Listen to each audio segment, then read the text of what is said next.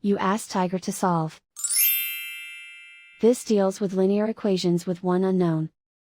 The final result is x equals 1 over 15. Let's solve it step by step.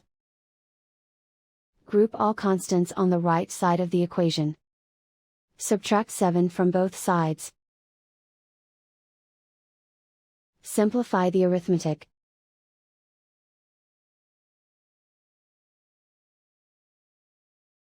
Isolate the x. Divide both sides by 30. Simplify the fraction.